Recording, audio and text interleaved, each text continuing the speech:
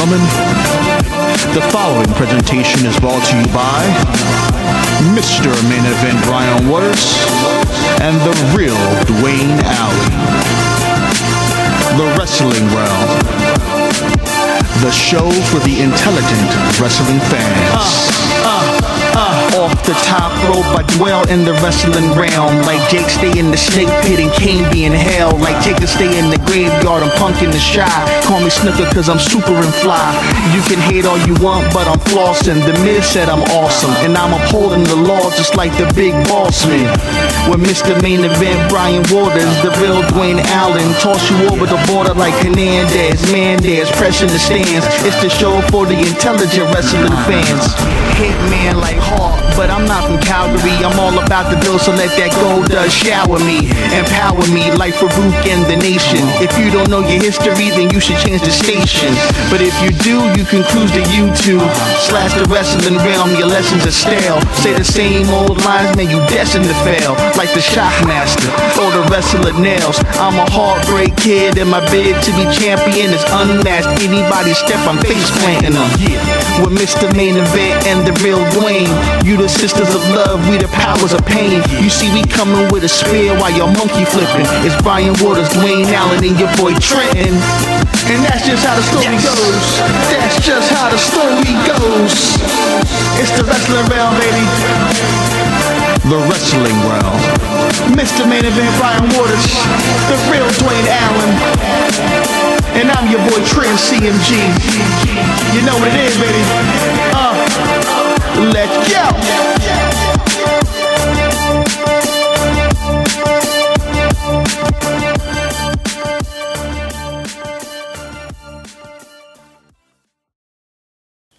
Shawn Michaels versus Stone Cold Steve Austin. Now, before you go into that, I want to touch on something. You remember when Shawn Michaels, before he came out, he said, "This is for you, Earl." Mm-hmm. Yeah, they said that he had Earl Hebner had some health issues. Right? He's supposed to, yeah, and so he couldn't make it. But did your show? I just wanted to, because you go hit on it, and I'm gonna finish it. Okay. Well, naturally with this match, the passing of the torch between Shawn Michaels and Stone Cold Steve Austin. We all Shawn Michaels had experienced some back issues from the World match. If you watched wrestling at the time or if you're familiar with what was going on, you realize you didn't see Shawn Michaels as much in a lot of different things. You saw a lot of limited dates with Shawn and Brett. I mean not Shawn and Brett, excuse me. Shawn and Austin. And there were even a couple of matches where he was supposed to be involved in, like the hardcore match they had. It was Triple H, New Age Outlaws, and Savio Vega versus Stone Cold, Cactus Jack, Terry Funk, and somebody else. I can't remember. I could have had the teams around. I think Savio Vega might have been another team, but I can't remember. I want to say Owen Hart, but I could be wrong. I don't know. I don't remember. But it was, it's on the DVD. It's extra.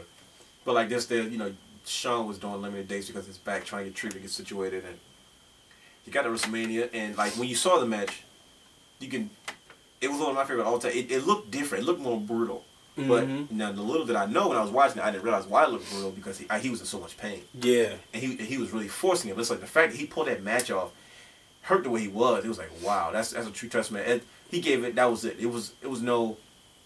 He wasn't coming back after that, and he knew that. And I think that's why he was able to give out there. And like when you watch reviews on it and DVDs and hear people talk about it, and then they show stuff like him wincing, it's like, wow, you don't really see it until you actually see the small details of him wincing and see stuff. And they point him out, you're like, wow, he really was in bad shape. And he could have easily rolled over and said, you know what, no. Naturally, what I mean, he could easily, just drop the title like people would say he did what he did with Brett, or he did knee surgery. This guy, he didn't want to drop the title. He didn't want to drop the title and all that kind of stuff. And and even also says, Shawn didn't want to drop the belt. He didn't want to drop the belt. He was the top guy. And they could have went with Shawn for a little while longer. There was no rush if he hadn't gotten hurt. Right. But Stone Cold had the momentum. The fans were all over him. Yep. It was a no-brainer. It was a no-brainer. So we haven't even discussed the Mike Tyson aspect of it. Mike Tyson at the time was probably one of the most controversial, most recognizable, most talked about athletes. It was right after the Holyfield thing. You know what I mean? He was suspended. He was known as that guy. He was just a terrible, and he represented everything that WWE was trying to get into. And that's why he's a Hall of Famer. Absolutely. That's Absolutely. why you have to put, because he is what helped propel the Attitude Era. Absolutely, because like having a guy like, I mean, you hear Vince talk, even when you hear if you watch the Behind the WrestleMania DVD with Vince, he talks about we paid a buttload of money, but it was worth it in the end because of what he was able to do for our company. Because one, that's the most mainstream exposure WWE had gotten in a long time. Let's not remember, WWE was still kicking everybody's tail at the time. Yeah. Let's not. And by this time, we talking about WCW beginning to change, but at this time, they had already taken off. You know what I mean? And yeah, you're right. It's probably been since the late '80s? Probably since the most record since WrestleMania 3. Right, absolutely. That's the most mainstream cover because you could say 4 and 5 because it was in Trump Plaza, right? But 3 was like the top one until this. Absolutely, absolutely. I mean, and they had not gotten that type of exposure. Well, WrestleMania 9 because it was in Caesar's Palace.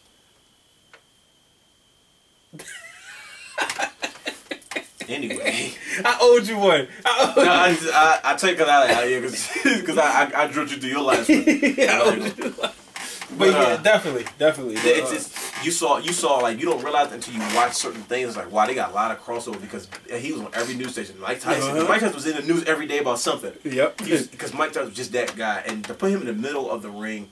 And for him to enjoy it as much as he did. They said he was like it would be like them putting me and you back there. That's how he was. He respected every wrestler in the bag. He was like, man, they was like, I'm a fan. No, I'm a fan of yours. Right. So it's like, you hear all the bad things about Tyson. Right. But when somebody who comes into the business that we love, that's not a part of it, and you find out they love it, you develop such a respect for them.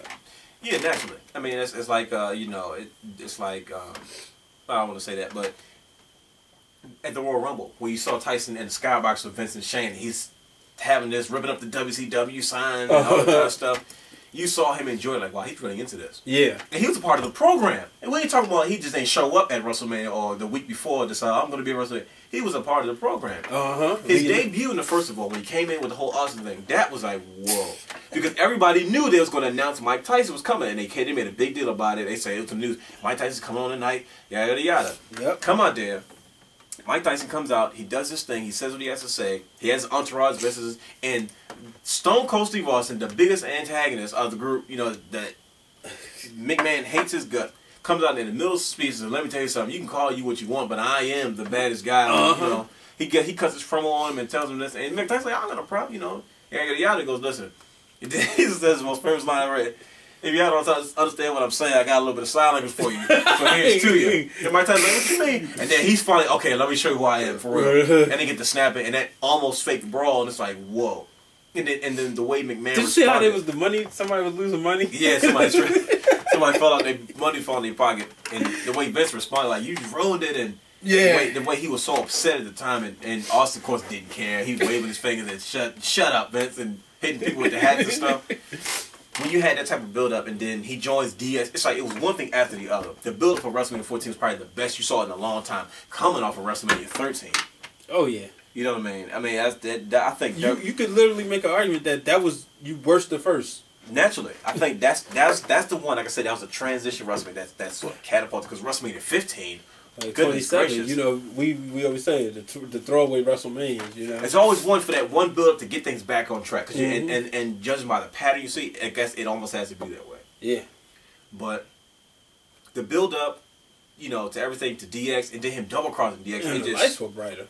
Yeah, definitely. Just everything was just completely amplified in a way that sort of brought the attention back to the WWF. Pete Rose. How about him coming back to Boston? You guys can't even win a World Series. And talking trash, though. And like in true key-fab mode, and then want to be beef with Kane every year. That's... that was it. Dang, WrestleMania 14 was awesome. It really was, because it was so much more than what it was. Like, it was more than WrestleMania. It represented so much more. So that's why. That's the one that I first actually saw in its entirety.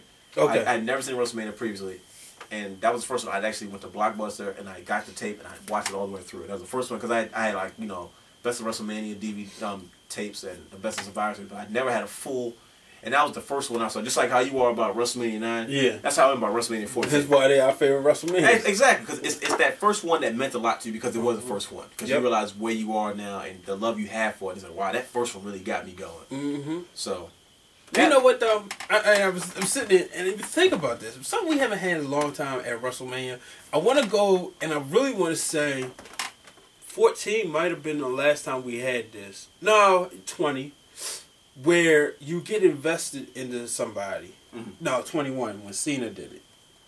That you get invested to them, and all year they wrestle. All year we wait for them to get that first WWE championship or their first World Championship, and then we finally get it at WrestleMania. We haven't had that, you know. Right. They throw the belt on guys in the middle of the year, like somebody like a Dolph Ziggler. Mm-hmm. Or somebody like a Cody Rhodes. If he was to turn their face, I would much rather wait and see them get a WrestleMania, get the title on the close out WrestleMania, because that is the ultimate. Look at Shawn Michaels when he did it. Mm-hmm. You know, the ultimate boyhood dream. Finally at WrestleMania, it gets no better than that. You know, right? People are just so impatient nowadays. They don't you don't know what's in the works, and people just don't want to let that happen. They feel, I feel he should have been had it. It's like this. And we probably would have got that with Del Rio had Edge not got hurt. Right. You know, we don't know, but I just think that's something. I was thought about this for a while. That's something I want to see. I want to see us get back to that point where we get the baby face, the true baby face, win the ultimate prize on the grand stage of them all, like they do in the video games every year. Right. But yeah, great WrestleMania 14, definitely. Well, there you have it, ladies and gentlemen. My number one favorite WrestleMania of all time. Well, ladies and gentlemen, you have sat through, as we went through, 10 episodes. 5 favorite WrestleManias from each of us. So we invite you to offer your favorite WrestleMania to us. We will gladly watch it, you know, give you a shout out on the show. Thanks for joining us on the Wrestling Realm. WrestleMania 28. I know you're ready. Absolutely. It's been a build-up. They've literally got my interest in everything I need to have my interest in. I'm ready. Let's do it. I'm actually interested in every match. David's match too? I'm actually interested in it. He's lying. I am. You know, we need our eye candy. I want to see... This is what I look forward to every year, WrestleMania. I look for the double turn. Oh, yeah. I look for the double turn and a big return. And sometimes a debut. Shawn Michaels, man. And Del Rio returning. Yeah, so that's what I'm interested to see, dude. Because, you know, notable WrestleMania... Oh, shucks. I just thought about something. What? What if... Do you remember what Triple H told to Shawn Michaels about The Undertaker? And he said, I told Shawn that if we ever get to the point where we're doing too much, that one of us will set each other down. Uh-huh. You know, if Triple H loses, he's done. What if Shawn Michaels double crosses Triple H and goes, because we talked about setting each other down. And you said, remember what we said? If we ever get to a point where we can't do this the best we can, I need to stop, the other one will set each other down. You heard it here first. You said the double turn. You know, think about it, like WrestleMania 14. See? Tyson, see? You know? Oh, I never thought of that. It just got that much more interesting. There you have it, people. Well, ladies and gentlemen, thank you for joining this episode. We'll see you after WrestleMania!